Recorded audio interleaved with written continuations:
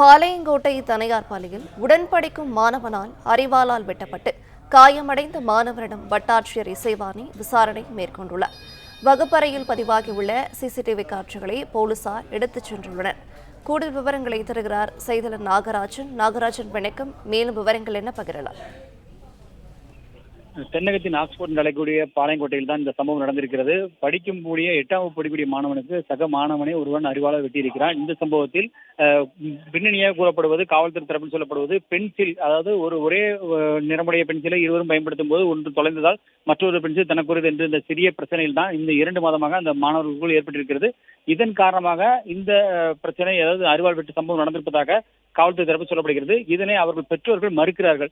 அதாவது வெறும் பென்சிலுக்காக மட்டும் எனது மகன் மீது இவ்வளவு பெரிய தாக்குதல் நடந்திருக்காது, இதன் பின்னணி குறித்து விசாரிக்க வேண்டும், ஆயுதங்கள் இனி பள்ளி வளாகத்துக்குள் கொண்டு வருவதை தடை செய்வதற்கு அரசு நடவடிக்கை எடுக்க வேண்டும் என்று கூறியிருக்கிறார். இந்த நேரத்தில் நெல்லை பாளையங்கோட்டை வட்டாட்சியர் இசைவாணி அவர்கள் நேரில் வந்து அந்த மாணவனை விசாரணை நடத்தியிருக்கிறார். மாணவன் மிகுந்த அச்சத்தில் இருக்கிறான் என்று அவர் தெரிவித்திருக்கிறார். எனவே தொடர்ந்து அவர் விசாரணை நடத்தி இது குறித்து மாவட்ட ஆட்சியரிடம் விரிவான அறிக்கை சமர்ப்பிக்கப்படும் என்று தெரிவித்திருக்கிறார். மற்றொரு புறம் அரிவாளால் வெட்டிய மாணவன் தற்பொழுது அவர் காவல்துறையின் பாதுகாப்பில் இருக்கிறார். அவர் சிறுவர் கூர்நோக்கு இல்லத்திற்கு அழைத்து செல்லப்படுவார் என்றும் அவரிடம் விசாரணை நடத்தப்படும் என்றும் சொல்லப்பட்டிருக்கிறது காவல்துறை தரப்பில்.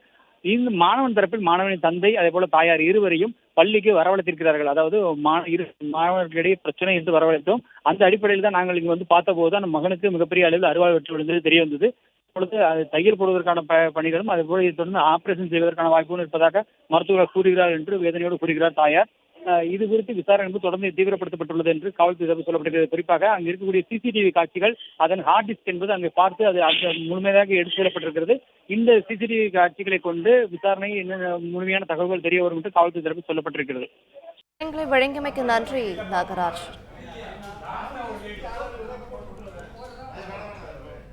நாங்கள் கரெக்டாக ஒரு 10:30 மணி இருக்கும்.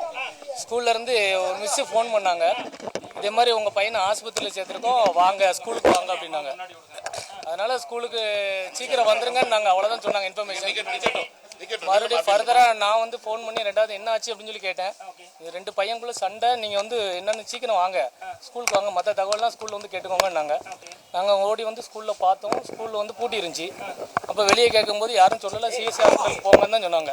நாங்கள் இந்த ஆஸ்பத்திரியில் வந்து கேட்டோம், இந்த மாதிரி அரிவாள் வெட்டியிருக்கு, ஒரு பையன் அரிவாளால் வெட்டிட்டான், அவங்க பையனை தலையில் கையில் காலெல்லாம் வெட்டியிருக்கான் அப்படின்னு சொல்லி சொன்னாங்க. உள்ளே வந்து பார்த்தோம், பையனுக்கு தலை கை காலெல்லாம் அரிவாளால் வெட்டியிருக்கான். பையனுக்கு வந்து தலையிலையும் கையிலையும் வந்து நல்லா அரிவாள் ஆழமாக வெட்டியிருக்கான். அதில் வந்து ஸ்டிச்சிங் மட்டும் லைட்டாக போட்டு வச்சிருக்கு. இன்னும் ஆப்ரேஷன் பண்ணி தான் அது இது பண்ணணுங்கிறாங்க. மோட்டிவ் வந்து ஒன்றும் தெளிவாக சொல்ல மாட்டேங்காங்க, பென்சில் பிரச்சனைன்னு மட்டும் சொல்கிறாங்க. இன்னும் உள்ள எனக்கு வந்து அது தோணலை. இது ஒரு பென்சில்னால ஒரு பையன் வந்து தானாக கொண்டு வந்து பிளான் பண்ணி அவன் கொண்டு வந்து அரிவாளை கொண்டு வந்திருக்கான். அன்றைக்கி வீட்டிலேருந்து கொண்டு வந்து வெட்டியிருக்கான்.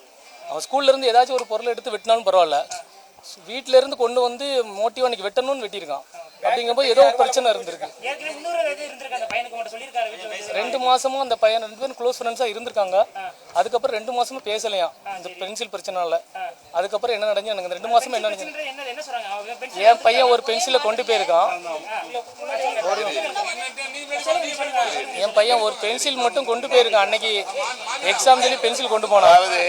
அது அவன் பென்சில் அப்படின்னு சார். இது என்ன பிரச்சனைன்னு முதல்ல கண்டுபிடிச்சி அதுக்கு சோர்ஸ், இது தமிழ்நாடு ஃபுல்லாக இது நடக்குது சார். இது வந்து என்ன பிரச்சனைன்னு அவங்களுக்குள்ள என்ன பிரச்சனைன்னு முதல்ல கண்டுபிடிக்கணும்.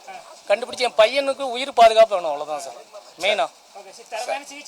தரமான எனக்கு வந்து உயிர் சிகிச்சை எதுவுமே சொல்ல மாட்டேங்காங்க. உயிர் சிகிச்சை இங்கே பண்ணலாம் அங்கே பண்ணலாம்னு சொல்லிட்டு அலகலிக்காங்க தவிர ஸ்ட்ராங்காக வந்து சொல்ல மாட்டேங்காங்க சார். எங்கே வச்சு பண்ணால் எனக்கு வந்து பையனோட பாதுகாப்பு இருக்குன்னு எனக்கு தெரியணும் சார்.